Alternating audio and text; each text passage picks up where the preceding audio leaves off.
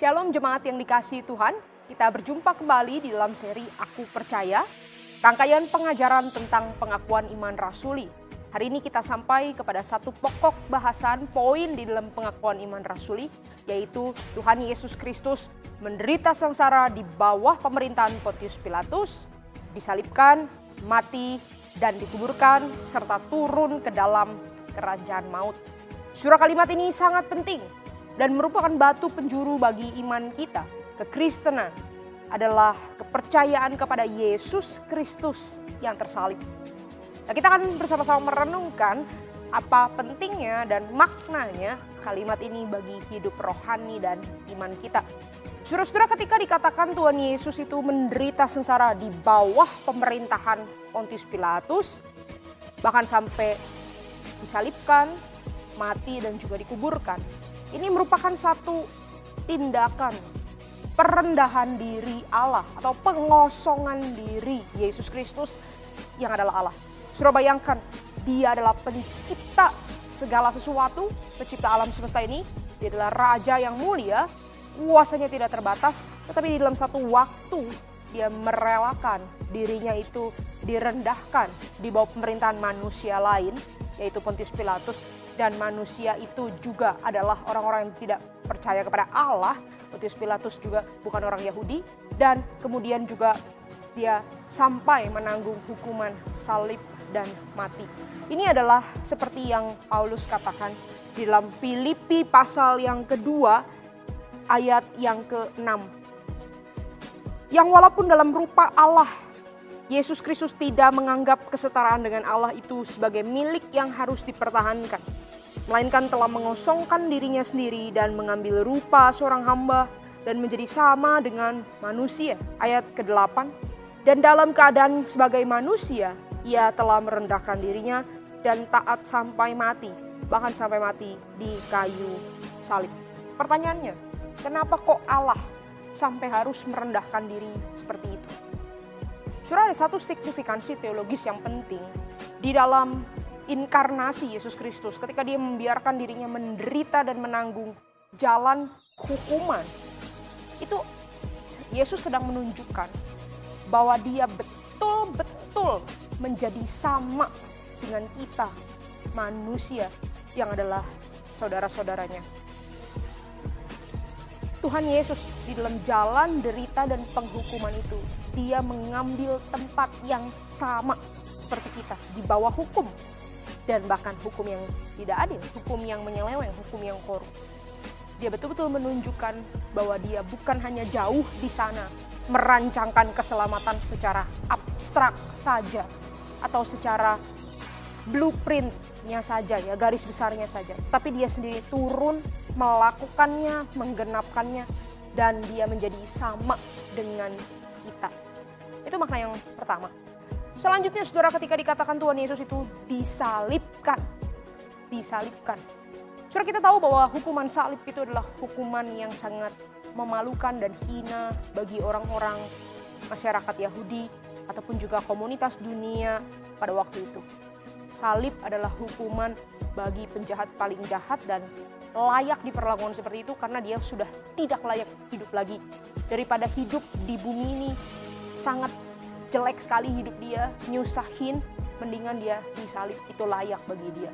Dan kita tahu Bapak Ibu, Yesus sama sekali tidak cocok dengan kriteria itu. Yesus tidak melakukan satu kesalahan pun. Yesus tidak hina, dia adalah Allah yang mulia. Dia manusia yang ideal, manusia yang sempurna. Tetapi kenapa Yesus sampai menanggung hukuman salib itu? Saudara, ini adalah makna yang kedua yang sangat penting untuk kita renungkan. Justru di atas salib itu, Yesus menanggung semua hukuman dari dosa kita. Kenajisan kita, kecacatan kita, kerusakan kita, itu yang Yesus tanggung. Nabi Yesaya menubuatkannya di dalam Yesaya 53. Sebab kesengsaraan kita yang dipikulnya, hukuman kita ditimpakan kepadanya. Kita mengira dia yang dihukum Allah, padahal sebenarnya tidak. Di salib itu, ketika dia mati dengan cara itu, dia sedang menggantikan saudara dan saya.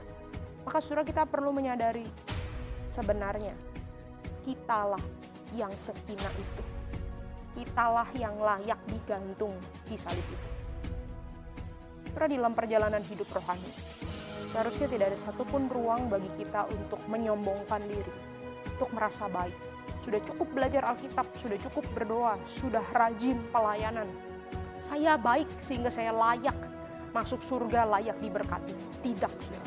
Saudara, setiap kali engkau melihat salib dan melihat gambar, video, foto Yesus di salib, kita harus ingat, saudara, bahwa kita sebenarnya sehina itu. Itu tempat kita yang diambil dan digantikan oleh Tuhan Yesus. Saudara, pengakuan iman rasuli juga menyatakan bahwa Yesus yang disalibkan, mati dan dikuburkan itu berarti kematiannya itu benar dan historis. Itu dikatakan turun ke dalam kerajaan maut. Apa pentingnya ini buat kita? Saudara, kerajaan maut itu adalah satu tempat yang paling gelap, saudara. Satu tempat yang paling mengerikan. Ada kejahatan di sana, ada kegelapan, ada kematian, ada kesengsaraan. Tidak ada terang, tidak ada kehidupan. Dan Yesus ke sana. Yesus ke kerajaan maut. Untuk apa? Di satu sisi ini menunjukkan bahwa dia betul-betul mati, dia betul-betul sampai titik terendah. Tapi di sisi lain, saudara, kita harus tahu dan sadar betul. Ketika Yesus datang ke kerajaan maut, apa tujuannya? Tujuannya justru adalah mematahkan maut itu sendiri. Menghancurkan maut itu sendiri. Yesus pergi ke tempat maut untuk mengalahkan maut. Apa maknanya dan signifikansinya ini bagi kita?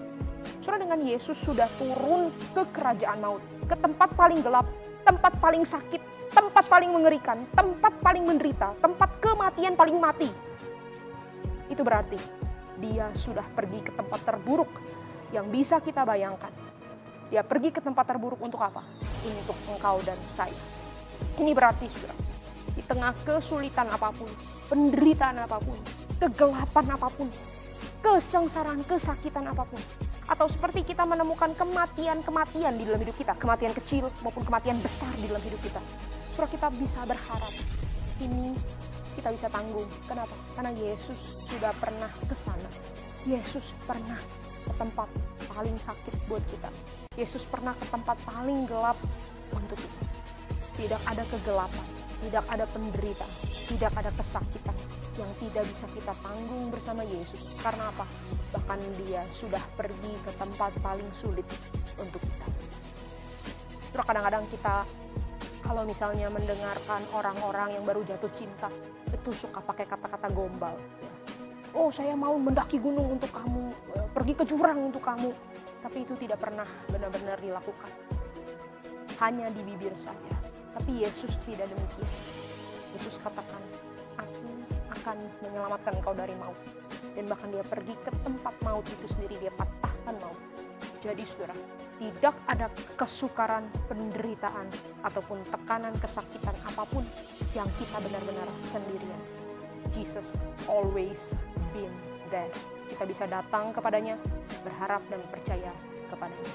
Tuhan Yesus mengasihi saudara dan saya.